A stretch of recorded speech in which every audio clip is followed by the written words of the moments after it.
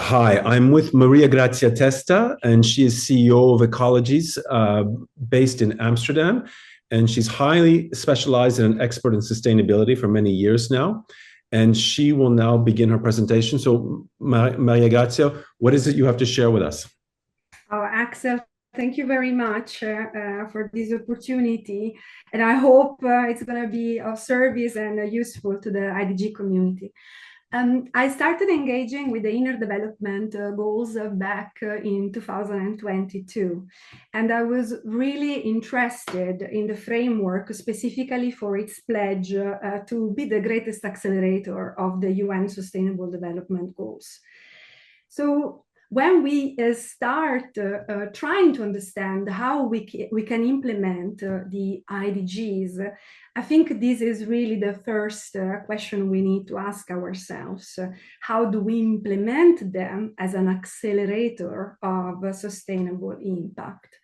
And I think it's crucial in this sense to start from some ethical principles. So when we speak about sustainability, the first thing that whatever methodology we create to implement the IDGs, the first thing it has to fulfill is creating more collaboration.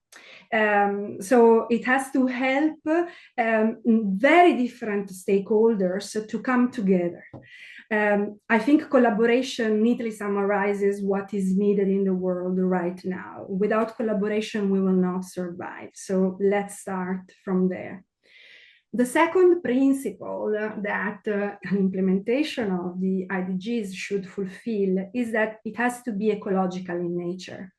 The promise of sustainability needs to be held within the planetary boundaries, which have been so well defined in the donut economics, where the more we nourish the social foundations, the more we become able as humans to form economies that are regenerative, driven by respect for biodiversity and life prosperity. The third aspect of any methodology of implementation is that if it is sustainable, it needs to be nested within the actual situation and needs of those very different stakeholders. Meet them where they are.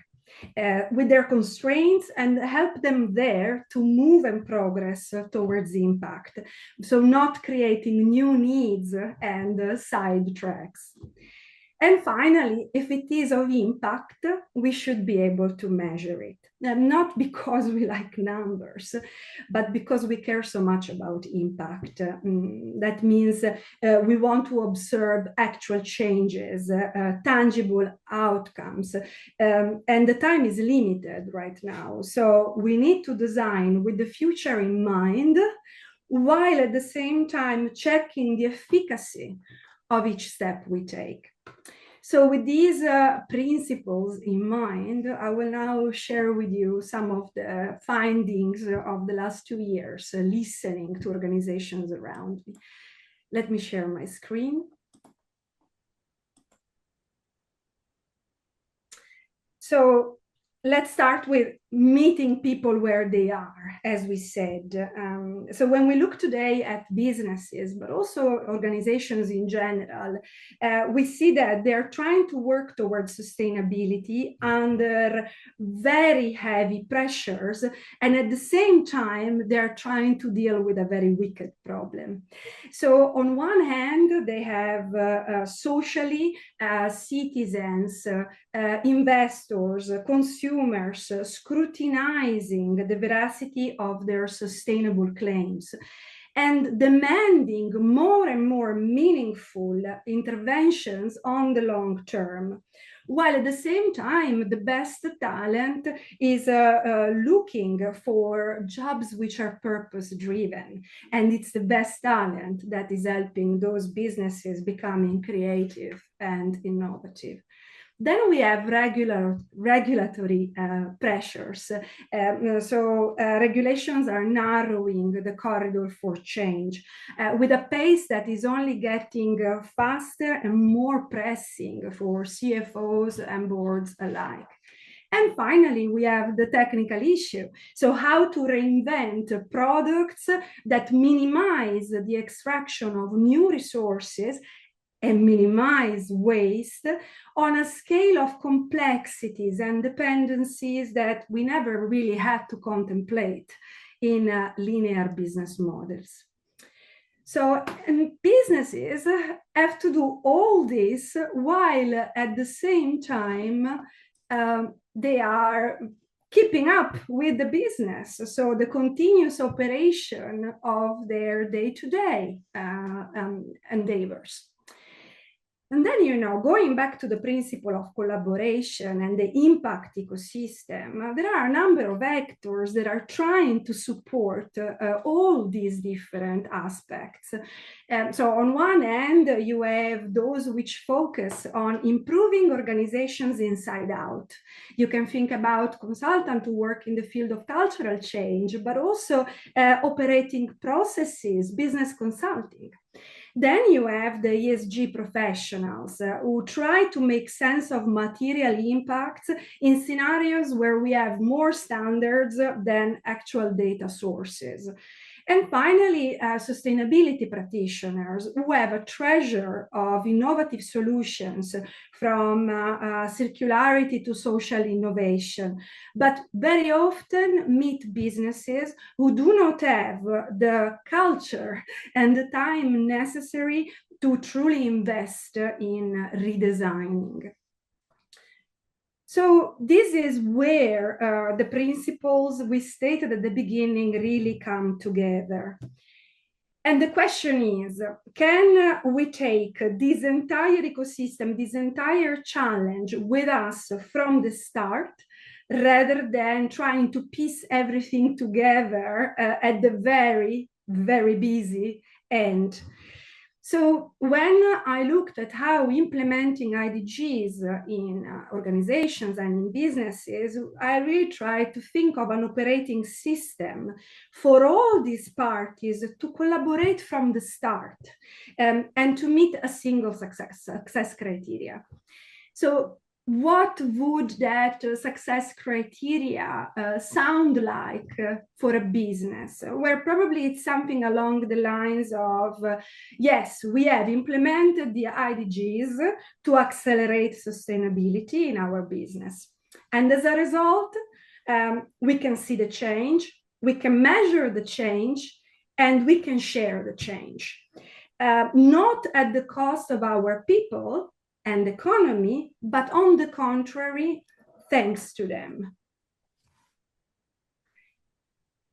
And this is where we try indeed to bring this all together in an ecological way that can foster the ability of organizations to redesign towards a sustainable transition. So in order to think together about this journey, this transition towards sustainability, I have put together a blueprint that looks at all the different layers of interdependence. On one hand, culture, that is the behaviors, the mindsets that are expressed by people in organizations, in businesses, either explicitly or implicitly. On the other layer, we have organizational structures, processes, way of collaborating that create interactions that can block collaboration and co-creation, or on the other end, unleash them. And finally, impact, which is the way that this collective organism can express its capacity on the environment, both socially, economically, and ecologically, in ways which can be detrimental or beneficial. What we really want is clearly to move businesses to the right, from being reactionary, past-oriented ecosystems that produce more of the same, to regenerative environments, where people are helped to come together without fear doing each of them and together a job that looks at the future by developing in the present continuous learning, respectful innovation, and solidarity. And we try to measure impact then across these three realms.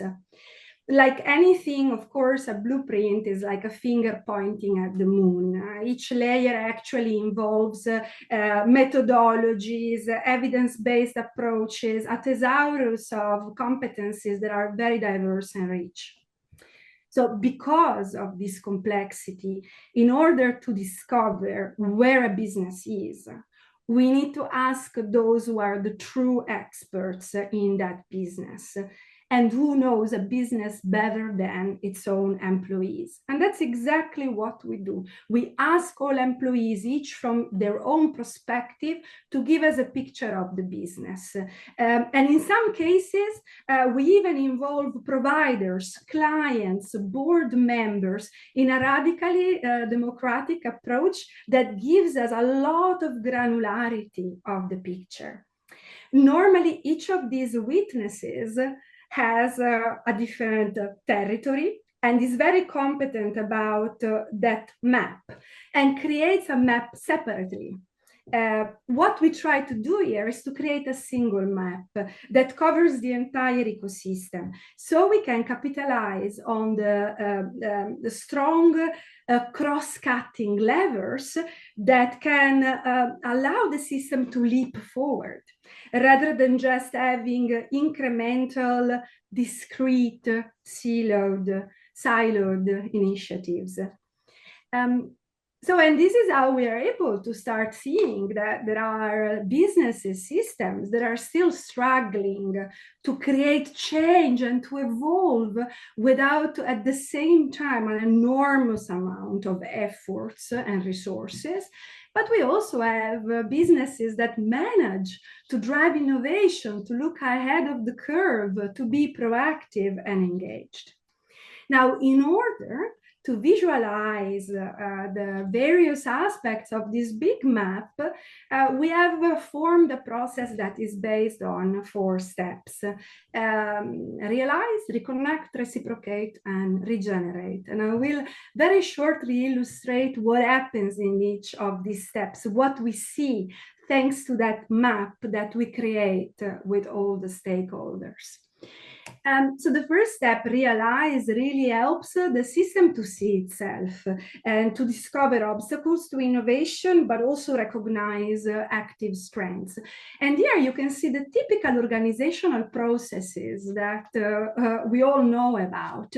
And we can immediately, at the very top level, see which ones create a lot of entropy versus the ones that are already engaging and liberating potential for innovation, moving the business forward.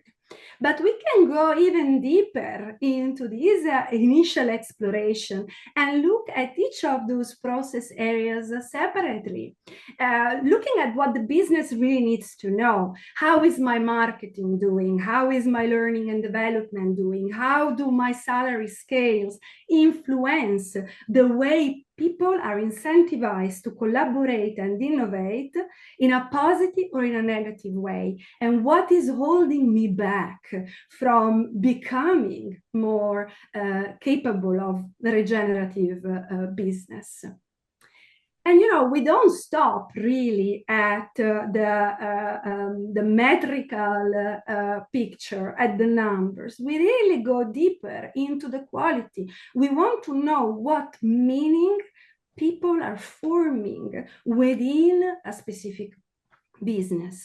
So we capture a lot of qualitative data. We look at what employees actually say regarding each of the aspects that we measure and what they propose, what they mean. Not only we can hear their voice verbatim, but we also try to create comprehensive summaries that indicate very specifically what goes well and what doesn't in each of these very specific processes. Obviously, this is something that technologically was not possible before. I used to spend months in listening tours. But now we have large language models, which allow us to listen to hundreds of people and their voices at the same time. In this step, then we move into the inner development goals. We are looking at the 5 dimensions, and we start asking what of the organizational structure areas is helping my people being? What is helping them relating? Versus what is creating an obstacle to collaboration? What is creating an obstacle to action? And we look at each of the 5 dimensions in the lenses of the process that enable or block them.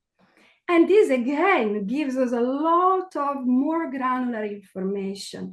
For example, here we're looking at the dimension of relating.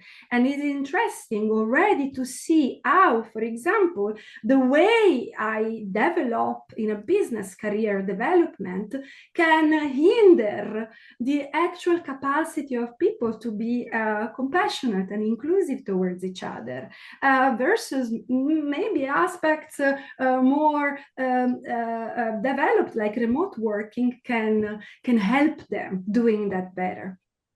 And again, this picture is different for every single business we work with. And it's a property of each ecosystem that we try to discover together, and we map it for our stakeholders. And we go, of course, across all the dimensions. So we see exactly where are the heaviest loads of the business, and how the business can tackle those to really move forward faster. And then we move to the second step, which is reconnecting. This is where we really try to see much more critically what are the separate parts, how they connect together, and what can actually be done in a very short time to improve the business capacity for sustainable impact. And here we look really at the 23 skills. We look both at the strong presence of the skills in the organization as well as the weak points. And we don't look at individual skills here, because there are no psychometrics to measure the IDGs. But there are ways to tell us if a system, if a place, if an environment is helping people acting with courage, or it's actually preventing them from doing so. And we go quite into detail also in this analysis, because the qualitative data allow us to measure and to identify qualitatively risk and benefits in the realm of sustainability, in the realm of culture, and in the realm of business. This is crucial, and it would be impossible to be so clear and transparent without that picture, that photo being given by the people who work in that business. And we go all the way to the step of reciprocation, where we actually ask the organization to tell us what is needed, what can be done practically in the next 12 months to start moving towards the development of those skills, of those dimensions, of those type of interactions. And this is great, because when we engage directly the employees doing this work, we really create true connective tissue. And we realize that actually the things that they come up with are very, very practical and are very skillful ways of immediately changing an environment with quick wins, with a practical approach into something more healthy. But we spoke about sustainability, right? So until now, we looked at culture and organization. Now that we have this map, how do we connect it to the actual impact? And this is where we come to the last step of the process, which is regeneration. Here we really look at the material impacts and how the material impacts connect with the sustainable development goals. You know that we live in an environment where everybody is trying to position sustainably, and very often everybody is monitoring everything, and organizations are already spreading thin. Or we just see a lot of greenwashing or a lot of attempts to basically doing what everybody else is doing. What we try to do here is instead have a governance surrounding sustainability where business can focus on what really matters for their product, for their specific positioning. What can they truly influence the most? Employees know that. The workforce knows that. So first of all, we ask them to review the material impacts the business is working on and to try and see which ones are visible to them, which ones they believe are being worked on efficiently versus the ones where they believe the efforts are not enough. And then we ask them to prioritize them. And remember, we're asking people who work in the supply chain, people who work in the sales process, people who work directly with what the product does to the environment and society and the economy. So their capacity to prioritize what is the most important, the most relevant for a specific business is crucial. And then we ask them to connect that to the SDGs. So the very specific SDGs that the organization can focus on in order to bring across sustainable impact. And last question we ask is, what skills are needed? And you know, this varies very much from business to business. Some businesses, in order to work, let's say that their focus is on life on land, they will need a lot of collaboration. Others will need integrity because they have not even started yet. So this is the type of picture that can give us a very, very good representation of what is visible, what are the priorities, which efforts are seen and appreciated. But also, let's go back to the detail for each of the impacts, knowing how it is prioritized, how it is evaluated, not only, but which SDGs it has the highest chance of impacting. Again, for each business, this is a different thing. And which skills are needed to work specifically on it. And we do this for all the material impacts that a business is working on. And finally, we give, you know, what everybody wants to have, which is, which SDGs should I focus on? And which skills do I need in order to do so? Now, this is the map, and of course, it takes a process to get there.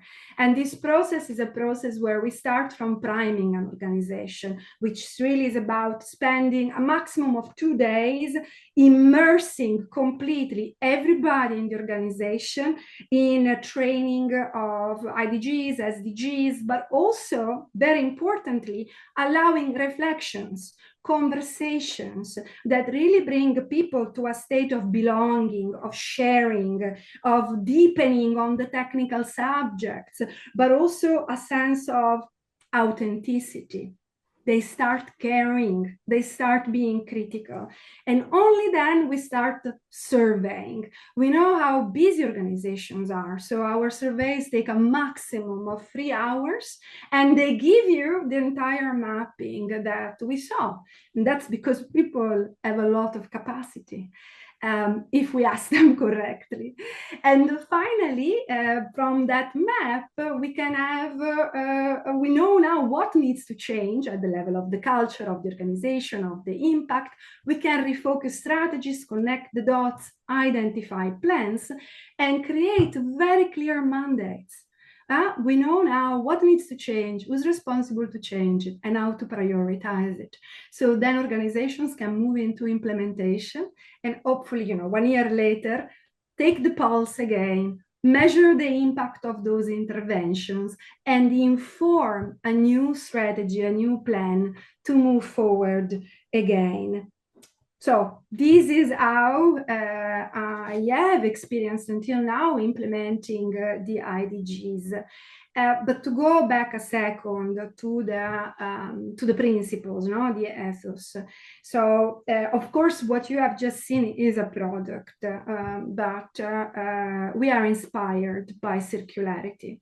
So we really believe that a product has the capacity of being something that brings value as much as possible uphill.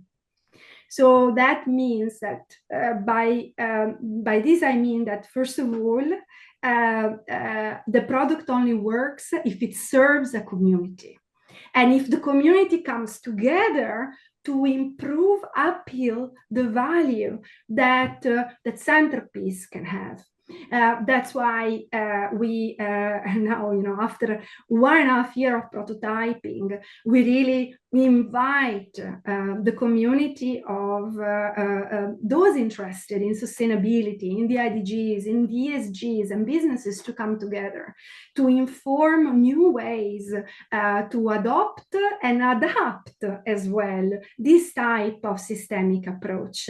Help us creating more and more knowledge repositories that do not only help us at the priming phase, but also after the map is created, to create strategies and implementation plans and interventions that really work.